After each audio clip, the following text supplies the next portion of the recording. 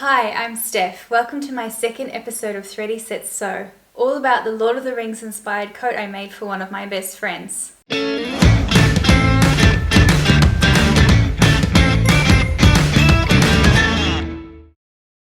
this video, I thought I would cover all the modifications I made to take this costume coat pattern, Simplicity 8769, and make it into something more wearable that reflected her own fashion style. So one of the biggest changes I made was my fabric choice. Instead of using something that was more costumey like taffeta, which is what Simplicity used in their sample, I used a heavy wool blend knit fabric. So because I used a wool knit fabric, which has some stretch, I decided to stabilize the bodice and the sleeves with a fusible interfacing and overlock poly cotton twill tape into the straight seams of the coat to prevent them from stretching out under the weight. Now, because my wool knit doesn't fray, I decided not to hem the bottom of the skirt because I didn't want the extra bulk. One thing I will say about this coat fabric is that I didn't use a press cloth when I was ironing it. That was a terrible mistake.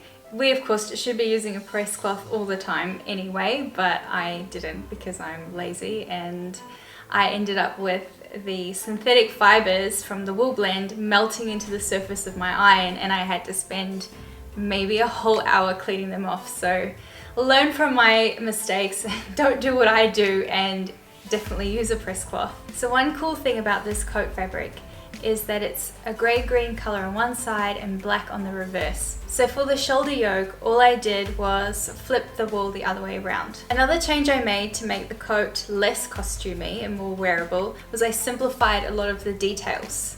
Originally the coat has buckles on the sleeves as well as 4 down the front, and I decided to leave the buckles off the sleeves entirely and just have 3 down the front instead. I also used smaller buttons on the cuff of the sleeves. Now in terms of the black shoulder yoke on the coat, they were way beyond the shoulders in the original pattern, so I decided to bring those in a bit and simplify the look by leaving off that zipper trim in the Simplicity version. Now to make the coat a little bit easier to get off and on and to protect the wool, I decided to line the bodice and the sleeves in a slippery black cupro. To do this, I just used the pattern pieces from the outside of the coat minus the facing down the front. I attached my linings with an invisible hand stitch for a really neat finish. So the first hood that I drafted is right here. It was a bit of a fail.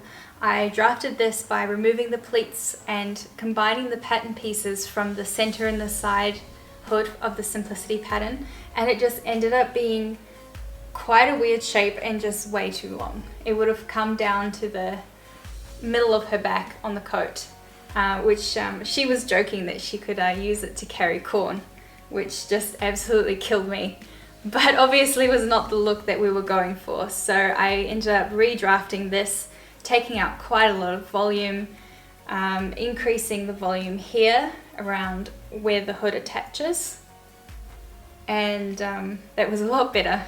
So fortunately, the second hood that I redrafted was more of a success. I decided to line that as well in black cupro to conceal my seams, and also made a wool facing on the inside of the hood so it would stay on the top of her head and not slide off. So another significant change I made, which adds to the authenticity of the Lord of the Rings inspired coat, was replacing the fabric belts on the front with real leather belts. Now I did make those myself from leather, and there are some completely different tools and techniques involved in that, so I will be uploading a separate tutorial just about how to make leather belts. Additionally, I used pretty sturdy metal buckles and attached those with metal rivets, so the coat should last quite a long time. Overall, I'm really excited and happy with the coat. I hope you've enjoyed seeing it too. Another thing I will say is that it is drafted for someone who's 165 centimeters tall, or 5'5", which is the same height as both me and my friend, and we found that it was much too long.